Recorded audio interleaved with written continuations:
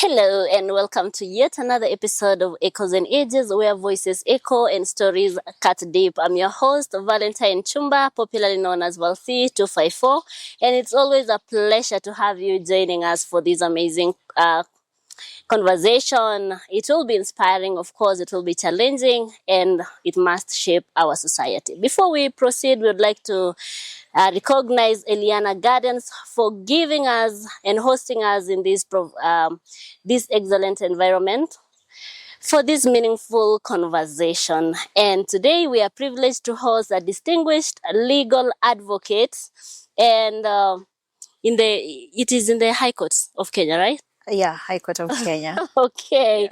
And she's outspoken and social media personnel as well, and an aspiring women representative for Uasin Gishu County. Wakili, karibu sana to Echoes and Ages. Asante sana. Please introduce yourself. Thank you for having me first. Karibu sana. It's an honor. Mm-hmm. I'm greatly honored to be here. Okay. My name is Jemutai Sharon. Mm-hmm. I'm not any new to so many people, but I've been a common figure and a public figure. Mm-hmm. I come from Simat ward in Kapsaret constituency. Oh, okay. Yeah, that's where I was born and raised. Mm-hmm. Part of my upbringing or growth was in Soy constituency too.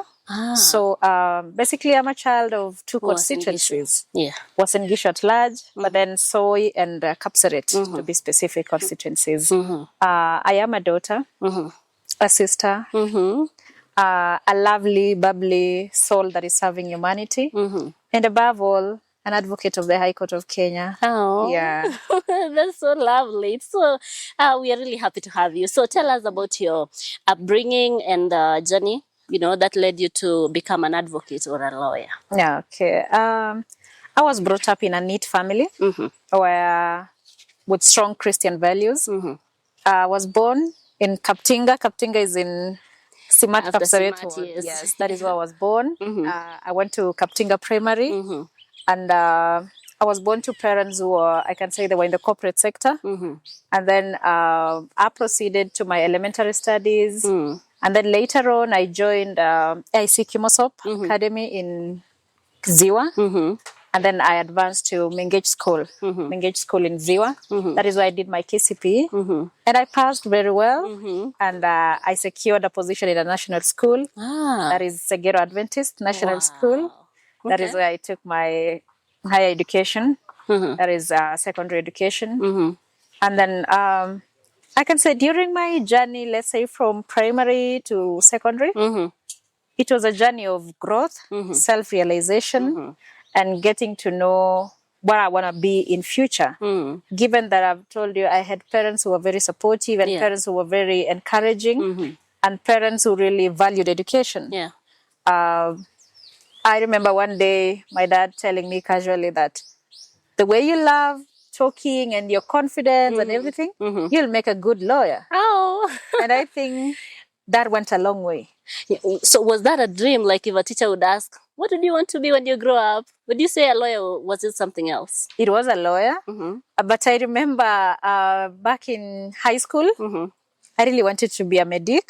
I wanted to be a doctor.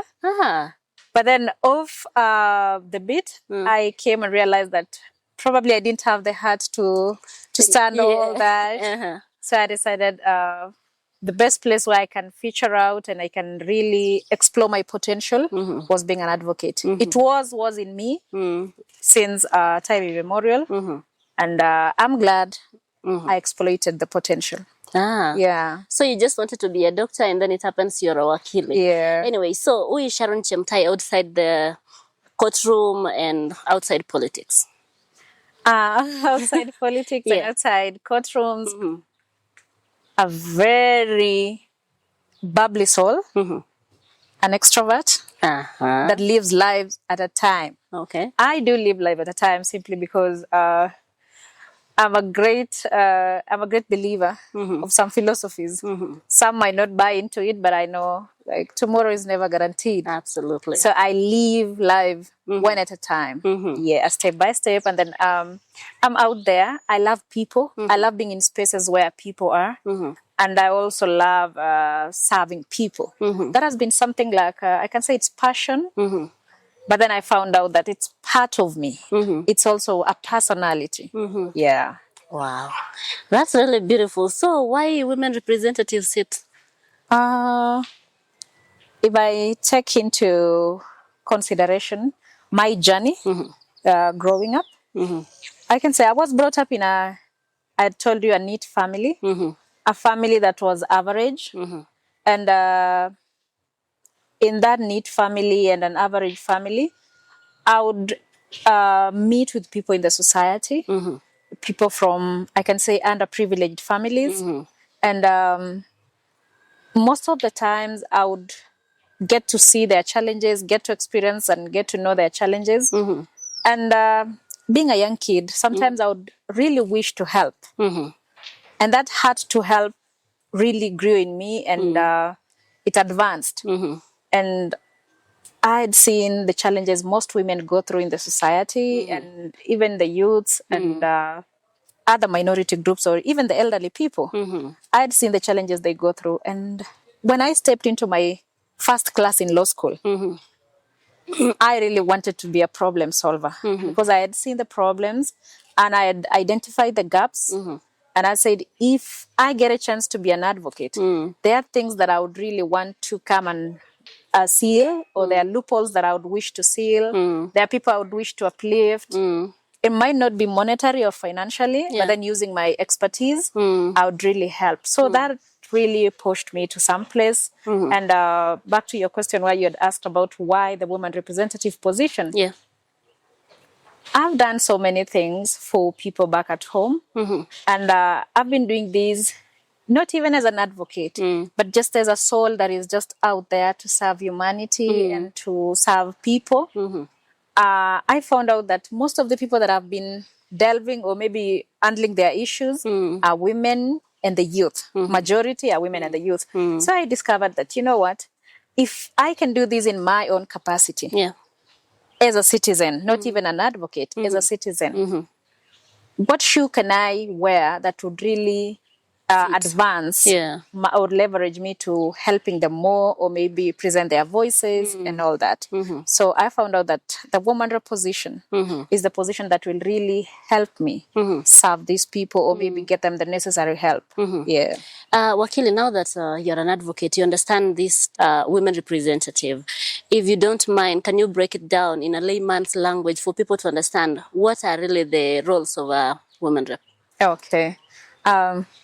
I'll take you back to how the woman rep position came into place. When we promulgated and passed the 2010 Constitution, there came a provision that you must fulfill the 2/3 gender rule in the Constitution. And this was to just uplift and part of empowering girl child or a woman. Since you all know we come from patriarchal societies where women had their place, men had their positions, and leadership positions were a preserve of the male gender. So this was part of trying to bring equality, equity, and also a balance in gender. So they created a position of woman representative. And then the promulgators went back into sitting and they discovered, what do we do with this position now that all these other roles have been taken by, let's say, the constituency MPs, the governors and all, and the MCAs. What do we do with this position? They structured it and said, you know what, this is an MP, this is a member of parliament, but then we are delegating or we are tailoring duties to minority groups. There is a constituency MP who will handle the entire constituency for the entire, I can say the entire group. But then for the woman representative, it will cover the whole county, but specifically handle issues to do with minority groups. And the Constitution identifies minority people as women, persons with disabilities, and the youth. Those are the people that the Constitution identifies as minority groups. And so, as I told you, this is a member of parliament. The first constitutional role is legislation. That is the first role. So nobody should lie to anyone that, you know what, an MP is, a woman representative is not supposed to sit in parliament. No, this is a member of parliament who sits, legislation, policy review, and policy drafting, and also tabling bills and passing motions. That is the first constitutional mandate of a woman representative as an MP. And then now there are other tailored roles because you have these minority groups that you are representing. This position is, compared to constituency MP, the position of a woman representative is socio-economic. It is more of an empowering position compared to these other positions that are, like I say, quasi-political. And for women representative, it is socio-economic. It touches on the empowerment aspect. It touches on you have to legislate for these people. But the larger aspect is purely empowerment, mentorships, and uplifting the lives of these minority groups. Wow. So to kill the myths and misconception out here, a woman representative is not mandated to do road construction, to do hospitals, to do what, you know. They are tailored, specific roles. Saa zingine watu wanasema ni kuchunga president. That is not a constitutional mandate. Yes. Wow. Ah, God, thank God my people are watching today. They have been fighting me, you know, like you're a voice. Yeah. Yes, as a woman representative, you're a voice. Now we proceed. Yeah. So, what makes you different from other aspirants? You know, like right now in Uasin Gishu, we have around 30 women reps. Yes. And you're all vying for the same position. Yes. What makes you unique? What makes you different? You see, one thing that I can say is leadership first is a calling. It's not something that you just get up and think that you want to be a leader tomorrow and you take it on. It is not a business venture. Yeah. It is a calling. So it takes a heart to serve before you even present yourself to people. So that heart first is what distinguishes me from other aspirants. Number two is the training that I've gotten. You know, the house that we're seeking to go and represent our people is a house of law. And it needs somebody who understands, somebody who has the basic concepts of how parliamentary issues are handled. So if Jemutai is presented to you today, that is the person who's gotten the training that goes hand in hand with the roles of a woman representative. Number two is I've had a chance or an opportunity to work in the NGO sector. And most of these non-governmental organizations, their roles are purely socio-economic. I have that experience that matches the roles of a woman representative, especially when it comes to rolling out projects, evaluations, reporting, auditing, and sustainability aspect of projects. I am the person. Jemutai stands out as that person. Another issue is, you see, leadership also calls for availability. You feel I am one person who is very available. Given my personality, I told you earlier that I love where people are. I love listening to people. I am a problem solver. So I love listening to problems and trying to think critically on how we can solve problems. Yes. Okay. Yeah. That is really beautiful. So you feel like that is what is making you stand out? Like there is no other advocate or a lawyer vying among us, the 30 women? I am the only advocate, apparently. And the incumbent. Oh, yeah. Oh, yeah. Okay. So what is your vision for women, youths, and people living with disabilities, or maybe the vulnerable groups in Uasin Gishu County? I have a dream. And the dream is to see a prosperous Uasin Gishu County. A prosperous Uasin Gishu County where women are at a level or at a space where they don't feel disadvantaged, they don't feel left out. And when I say women, it includes married and unmarried, single women, widows, all caliber of women, when I say youth, it's all both the male and the female youth. PWDs, the same. I want a Uasin Gishu where we can have a national outlook when it comes to our services. And services touching on women, youths, and PWDs. I want a Uasin Gishu where we have lower rates of maternal mortalities. I want a Uasin Gishu where our youths are not being taken advantage. There's a tendency in this current era where youths are being taken advantage of. Most of the people are taking advantage of desperate youths and using them for other issues. I want a Uasin Gishu where there are lower rates of GBV and SGBV. I want a Uasin Gishu that has lower rates. When it comes to rating, femicide cases are very few, or rather none at all. I want a Uasin Gishu where we don't have to do a fundraising for a persons with disability. When there are funds meant for that. I want a Uasin Gishu where our moms, women, widows can access services equally without favor, without being discriminated. Oh, yeah. Wow. Now, posting a lawyer. It's getting interesting. Okay, so what challenges women are women in Uasin Gishu facing currently that you feel is your concern, like you're really concerned about that challenge? The first challenge that I can say and I've identified is most women are not empowered in Uasin Gishu County. I don't know what happened. It could be there's a gap or it could be negligence too. Most of our women are unemployed in Uasin Gishu County. And unemployment means most households are not able to meet their daily needs. Most women are struggling in Uasin Gishu. If you get a chance to put them in groups, try empower them. Most of our women in Uasin Gishu are very aggressive women, but they don't have these opportunities. They don't have funds. Nobody teaches them. When it comes to even issues to do with capacity building, you can find our women are very interested in maybe, let's say, chicken farming, but nobody has taught them.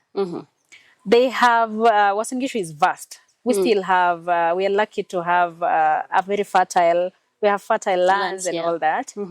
But then our produce, women sometimes will venture into, let's say, vegetable farming. What can you do to add value to whatever products you're getting from the farm? So you'll find most women are unable to meet their daily needs because of either one or two issues. That is, nobody has empowered them, mentored them, or even gave them access to accessing funds or other financial capacities to uplift them. So that is one challenge that is in Uasin Gishu. Another challenge is most women in Uasin Gishu, we do come from patriarchal societies. Most of them, their voices are still not heard. They have underlying issues that some of them require policy changes. Some of them require to table bills and motions and some advocacy. I can highlight issues to do with property rights. Most of our women, they've been denied their rights to own property. And it's because most of them are not in the know. Most of them, they lack advocacy. And most of them still hold on to these barbaric cultures and outdated cultures. So I can tell them, given a chance, there should be awareness around property rights. There should be awareness around the rights of women. And this docket that I'm seeking handles that properly. Yeah. Wow, that is really amazing. So, when we talk of women vying here in Uasin Gishu County, what makes you feel like you need to vie and not let the incumbent still continue with the role she's playing? If we had, we would be satisfied, or if we were satisfied with the services or what she's done, there would be no need for us to vie. But now, we have those gaps that I have highlighted. And it still falls in that docket. That tells you somebody is sleeping in that job. And also, sometimes wanasemanga, too much of something is poison. And when you overstay in a position, you outlive your usefulness. Yeah. When people don't feel the impact of your leadership, if you traverse Uasin Gishu County, there are people who don't even know there is a woman representative. There are people who've never seen a woman representative. There are people who don't even know the roles of a woman representative. So as I was moving around, I overheard some people saying, you know what, when elections come, I will only vote for governor and the MCA. I will just keep the part of women representative. That tells you they've not felt the leadership. And sad to say, these are youths who are saying it.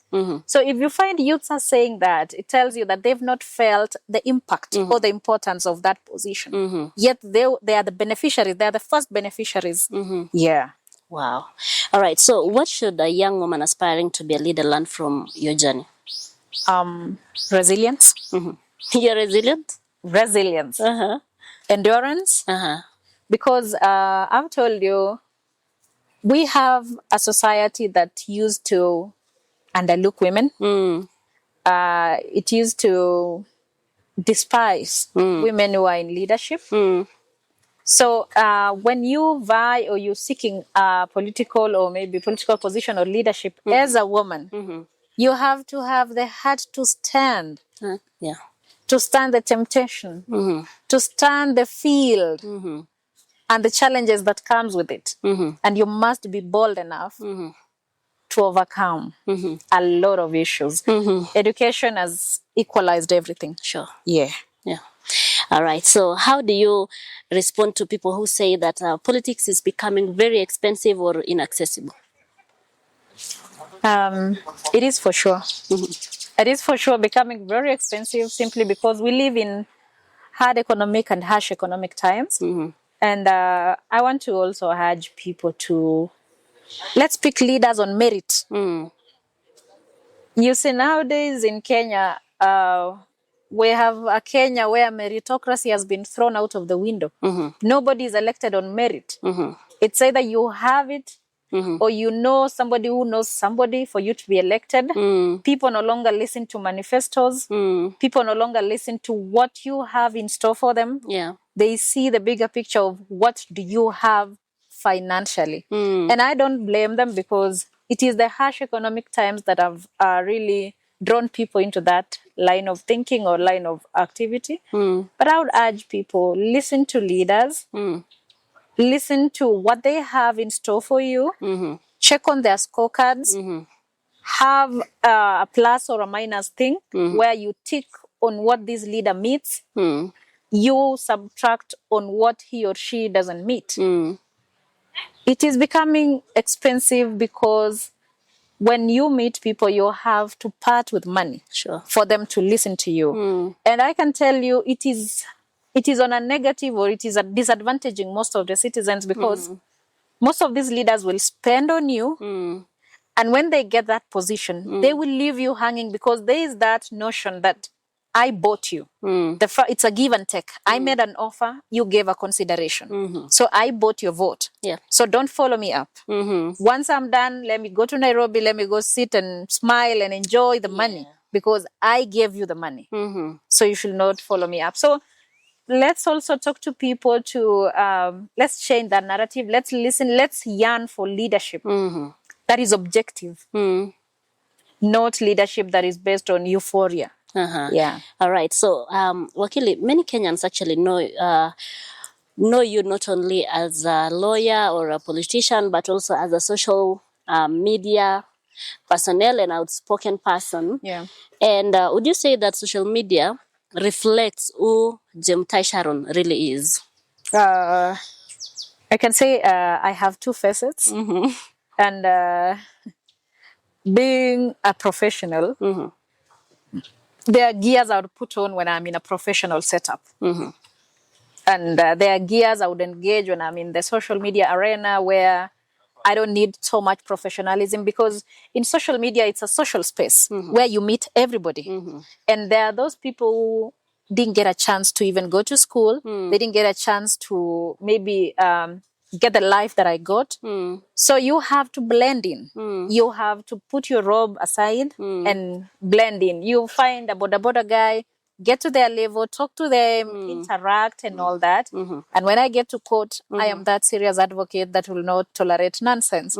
So there are two facets, and I can say the professional side reflects more as to the social side. The social side, I've been using it for purely awareness.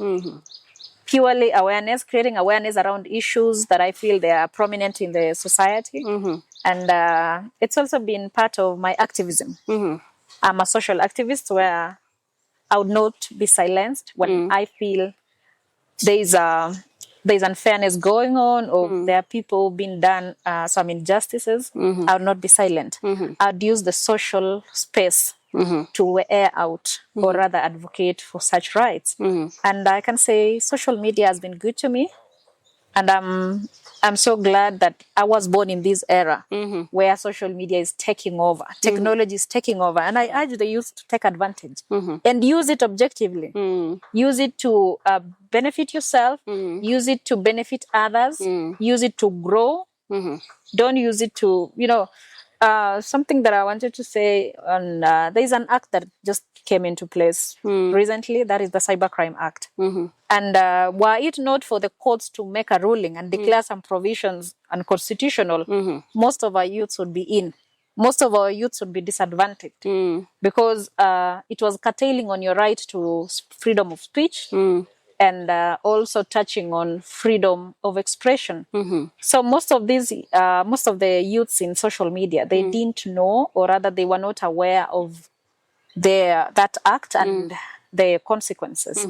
But I'm glad some of the provisions were rendered unconstitutional.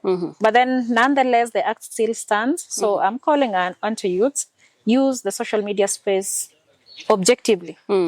Grow yourself in it. And there are so many opportunities. The world is moving. The world is getting digitalized. We are going the digital way. You can find even nowadays courts, people take plea on virtual courts, I can be seated here and attending a court in Moyale. So that is the sweetness of technology. And we're now enjoying the fruits of technology and digital space. So let's use it objectively. That is what I can say. It has benefited me as a lawyer and as a social media personnel.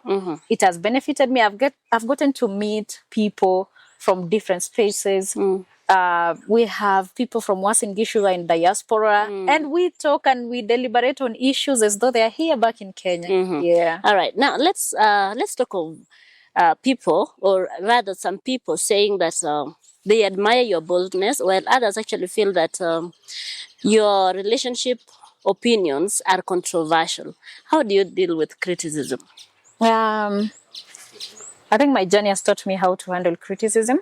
And I know there is positive and negative criticism. Sure. But as long as it's done objectively, I don't mind. As long as it's to make a change or you're criticizing to achieve a positive outcome or maybe to adjust a few things around it, I don't mind. I've always dealt with that. But then, in the society, we have people from different calibers, different backgrounds. And you have to accommodate them as a leader and also as a social media user. The information that is out there, the only thing that I normally make sure is that whatever goes out is for consumption, and consumption to people who know what they want to achieve, or people who yearn to achieve something. I've been treated as controversial because I speak my mind. I am not swayed, and my way is my way. Once I believe that this is the right route and I've consulted and I know and I believe, I take that route and I speak truth. Okay, so regarding the same, would you say, do you think that public figures have a responsibility to draw a line between entertainment and influence? They should just intertwine. Because in as much as somebody would think of, those are just stereotypes, I can say. Because when somebody says, I expect somebody to carry herself in such and such a manner, you're stereotyping that person. Because outside courtrooms, we have lives that are going on. Outside political space, there's a life that is going on. For instance, outside social media, I could be a wife to somebody. And for me to fulfill my roles as a wife, I have to toe the line. And I have to appear in so many facets. So I can say you have to really intermarry the two and be all-rounded as a leader. You don't have to just stick to one space and despise others. Yeah. So, as your online presence or influence actually helped or hurt your political ambitions? Absolutely. Absolutely, because I've used social media a lot to campaign. I've used social media a lot to make sure that my message gets to so many people. You see, this era is not, we cannot compare it to the early 90s or maybe early 2000s where social media was not in place. Where you really had to go, if you want to pass a message, you have to put it through the chief barazas and all that. Nowadays, you do a post and tag people. And that post, once it goes viral, it will reach a wider audience. Yeah, sure. Compared to a long time ago when you have to really put in effort and make sure you meet people physically, have channels of communication through people. So social media has really helped me channel my campaign. It has also helped me interact and meet with people because social media has these, it has all caliber of people. Sure. So people would join you easily, then ask you questions. You'll have an easy, seamless interactions and engagements on social media compared to when you make, when you like have a rally or maybe you convene a meeting. And also when it comes to time bound, sometimes if you convene a rally physically, you'd expect people to come during the day. But social media, anytime, there are people who would want to be on phone, even in their blankets. And you'll get to meet and engage with them. So social media has really helped me. And something to add on the part of controversy. I'm a good student. I did an enemy of the people in high school. And there was one person called Dr. Stockman. And Dr. Stockman remained the only person with the truth. He stood with the truth. So I am the Dr. Stockman. Yeah. Wow, that's beautiful. So anyway, so looking back, is there anything that you've posted or said online that maybe you do differently today? Yeah. Looking back, you see, this is a journey of growth. And there are things that maybe I used to do in my pre-teenage age, in my teenage age, and then now in my capacity as an adult, a responsible adult, and a law-abiding citizen. There are things I would have done differently if I was put in that position now. Most of the posts, sometimes peer pressure and just the wave that used to come at that time when you're a teenager, when you're a student, you'd make sometimes you'd make silly posts. Sometimes, you know, just to blend in and for fun. And then later on you come and discover, oh, I should not have said that. I would equate it to back at home growing up. We used to, like my dad would force us to pray each and every night before going to bed. So we had prayers. And during that time, I used to feel like, anatusumbua, you know, But then right now, it's come to my realization that he was preparing us in the ways of the Lord and teaching us and instilling in us Christian values so that we would not depart from that. Yeah. Wow. Interesting. Now, is the seat getting hotter? Absolutely. Okay. Absolutely. Now we are getting to the hot seats, our dear viewers. And of course, in the hot seats, Mheshimiwa, we are going to ask this. It will be random questions. Okay. And then afterwards, we're going to do the quick fire questions. Okay. So, are you good? It's not so tough. It's not so tough though. So, which leader in Uasin Gishu do you admire most and why?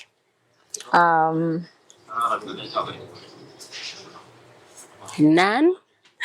You're taking time I'm to throwing my load. lenses. I'm throwing my lenses. You're loading. I'm throwing my lenses. Mm-hmm. I can say I admire Oscar. Mm-hmm. Oscar Sudi, my MP. Mm-hmm. Why? For his heart to serve. He doesn't discriminate. Sure. He doesn't look at your background. Once you get to him, he will surely help you. His doors are always open. I also admire his kind of leadership because he was not born into the who's and who's as a family. Yeah. He grew up. He made his journey and is stuck onto that journey, and I love it. So he inspires me because not everybody, he didn't have a father figure that would push him, but he pushed himself. So that is the zeal that I have. Yeah. Wow, interesting. So if you became women representative today, what would be your first thing to do? My first thing to do? Representation is the first thing, absolutely. I must be in that chamber. I must be on the floor, meaning business, and talking issues of Uasin Gishu County in that house. Yes. Okay, before even we proceed with the hot seat questions, let me just take it back. Mheshimiwa, when people are asking, or rather seeking votes, they tend to belittle everybody, like, I'm coming to help the vulnerable in the society. We have who is who in the society, and they need that representation. When we talk of the minority, like you've said, we have women who are well off. We have women who are still struggling. When we talk of people living with disabilities, there are those who can access resources, and then there are those who cannot. When we talk of the youth, we have youths who are employed, and then we have the unemployed. But most of the time you would hear leaders talking about those who are still down here. But representation means that you have to represent all of them. What's your take? Okay. What drives me and my slogan and my guiding principle? What's your slogan, by the way? Equality and equity. That is my guiding principle. Where for those who have, get their share. Those who don't have completely are uplifted to the positions of those who had already. So I normally liken it to, there's a wall and there's somebody who is taller, can check on the other side. And then there's a shorter citizen who is obstructed by this wall. My services will not be to maybe shorten the taller person so that they can be equal with the shorter one. It will be to have the taller one remain standing and lift the shorter one to the height of this tall person so that they can check across the wall. That is equality and equity. Oh, that is beautiful. Anyway, as we proceed, what is the misconception people have about Wakili Sharon Jemutai? There is a misconception that, and I want to demystify it today. Yeah. That she's harsh. Are you? I am not. I am not. Okay. Not even an inch. Okay. I love people. So please don't draw away. I love people. Come to me, talk to me, let's engage. I love conversations and meaningful conversations. That is one I want to demystify. Number two is I want to demystify the fact that people believe that lawyers don't deliver. Do they? Absolutely. They do. Do you have and we work on deliverables. In fact, my part of campaign strategies is we check on the deliverables aspect compared to just words, plain words. There are things I've done for youth. They know. It might not have been in your constituency, but in different constituencies, I've touched a life. Yeah. So what would you tell those who know you only from TikTok and have already formed an opinion about you? It's not too late. Listen to me and listen to me objectively. Yeah, and not just listening. Rumors are always there. I listened to one artist, and apparently he was my parents' favorite artist, called Pastor Joel Kimeto. Pastor Joel Kimeto, I don't know if I'll get the exact translation in English, but he said, you can you can prevent a bird from nesting in your head. You cannot prevent it. You can prevent it from nesting in your head. But you can never prevent a bird from flying over your head. So people will always form opinions, and they will misconceive you, and they will, But what I can tell them is it's not too late. And anything else apart from what I say, treat it as a rumor. Oh yeah.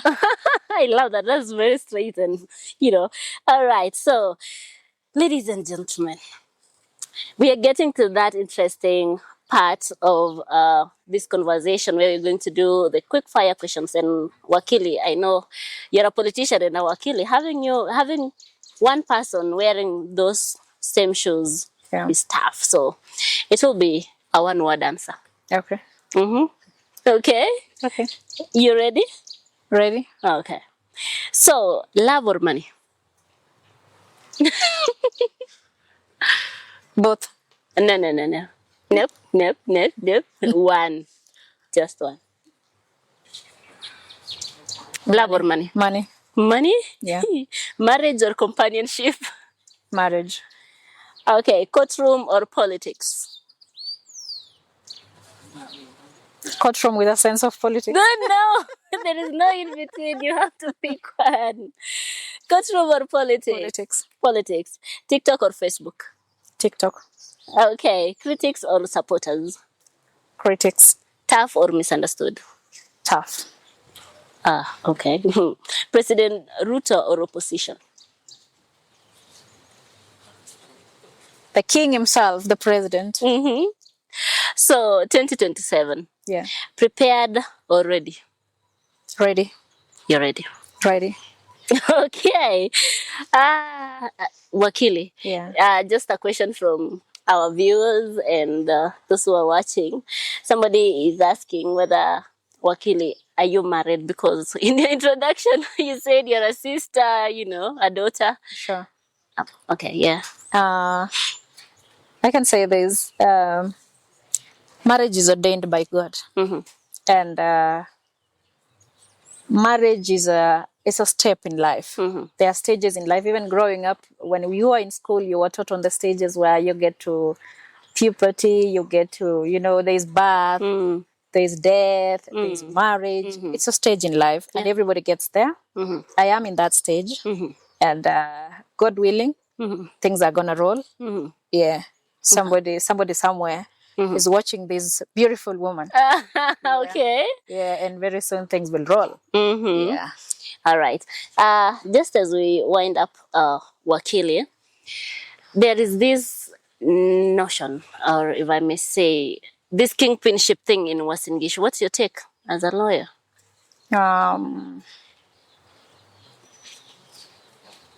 I think the people will decide on that, because it will be my opinion, but then my opinion would not be an opinion of the many people. So let's do politics in a very amicable manner. Let's do politics that we are not differentiated, or we are not separated by factions or people aligning to specific routes. Uasin Gishu, we are one large family. So I wish we can have politics that is inclusive rather than divisive politics based on factions. I'm not an advocate of divisive politics. I believe in oneness and unity. Given that we are a county where the president hails from, I would not really wish to have politics of division, politics of factions come in play, because that will limit services to common mwananchi. So I do not really support. When the time comes for declaring kingpinship and all that, Wananchi will decide. But as for now, I only know of one kingpin, and that is the President, William Ruto. Yeah. All right. If you were to speak directly to the incumbent women representative, Gladys Bosholei, Yeah. what would you say? I'd tell her she's my senior. Speak to her. Senior counsel. Uasin Gishu says, thank you for what you've done. they gave you the opportunity to serve people, to serve its people and natives. You've done your part. However, there are gaps. And we acknowledge that you're not, nobody's ever perfect. But it's time for you to give chance to young, brilliant leaders to step in. And it's time also for you to grow to another level. You've overstayed in that seat. You need to grow. Go serve the national government in other factions. Leave this seat for people to serve, because this is a seat that is it's people centered. So let other leaders come in space and play that role. For you, we wish you well. I know you will step higher. You go serve the president better. We wish you well, and also wish us well. And also, my senior Gladys Boshole, I request your vote. Please vote in Jemutai Sharon. Thank you so much. Right. I love that. I really do. Now, let's speak to your fellow aspirants. Yeah. Okay. To my fellow aspirants, let's engage in politics of peace. Let's not mudsling each other. And my fellow aspirants, the journey might be tough. When it gets tougher, you can also join me when it gets tougher. Okay. I am that person who will always consider. We have aspirants who are way older than me. I consider them as my moms. When I cling into position, I'll not leave you outside. I will consider you. And to my sisters who are out there, I wish you all the best. And I pray that when we meet, we sell our manifestos objectively. Let's not brush shoulders.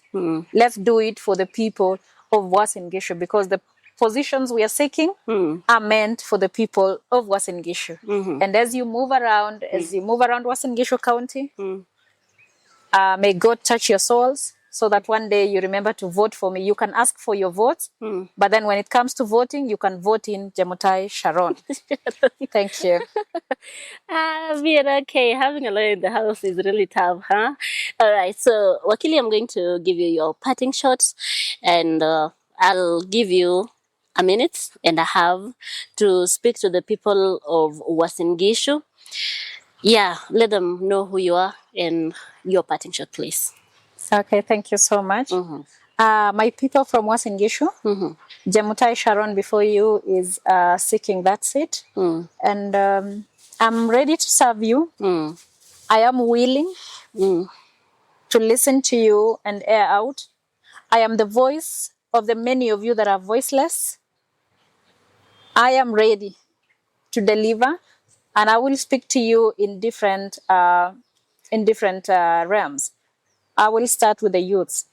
My fellow youths, please consider a person who will champion for your positions, for your rights. I would not want to see youths participate, my fellow youths participate in other activities that may bring them or maybe make them or take them to be in a position of being in conflict with the law. I am seeking you, my brothers and sisters, that you consider your sister who is bold enough to talk about your issues, who is bold enough to confront issues affecting the youth. And given that is my last word, I promise to deal with the issues that are very prevalent, the issues to do with obtaining and defrauding youths. It has to come to an end, especially people who are running agencies and taking advantage of desperate youths and taking them to foreign countries and abandoning them. That is one thing that we need to condemn, because our brothers and sisters are suffering at the expense of other people, and they are not doing them a favor. They've paid for such services. They've made a consideration. So my fellow youths, let's be on the lookout. Let's do politics objectively. Consider these fellow youths. I understand the plights of the youth because I am your fellow youth. I will advocate and I will do it diligently. My women, my sisters, my moms, this is a soul that is seeking to highlight and to address the plight of the women in the society. Widows, this is your voice. For the longest time, nobody has spoken on your behalf. Nobody has done any program to ensure that you are brought into the same chapter as other women. Death is not by choice. I am here to speak on your behalf. And for the PWDs who are in Uasin Gishu County, I am your voice once more. Nobody has taught you on your rights to be exempted from taxation. Nobody has taught you on your rights in this country. I am your voice. I am willing to mentor you. I am willing to empower you. I'm willing to take your plight into the floor of the parliament. And through the entire Uasin Gishu County, consider this Wakili who is stepping on merit, seeking to serve you with the blessings of my parents and God leading. I pray that we make a decision that will forever change, that will forever give us a prosperous Uasin Gishu County for all of us. And we shall be one day proud that we made a decision to take Uasin Gishu to another step. Thank you so much. And when politics come, it is coming, it has come. Please, Wakili Sharon is the pick. Wakili. Wow. I can't even I don't know what to say, but yo, thank you so much, Wakili, for honoring our invite and gracing our Echoes and Ages podcast. Yeah. We appreciate your time, your insight, and above all, coming to support your fellow youths. Yeah. Thank you so much. Okay. To our viewers on YouTube, TikTok, Instagram, X, we say thank you so much for being part of this big and growing family. Special thank you and shout out to Eliana Gardens for giving us this amazing environment to host this insightful conversation. And until next time, guys. This has been an amazing episode that I really, really appreciate. Leave us your comments, your questions, your suggestions, your critiques down at the comment section, because we will be following and Wakili will be right there to answer your questions. Until next time, I've been your host, Valentine Chumba, alias Valsi254. Have a lovely time. Goodbye.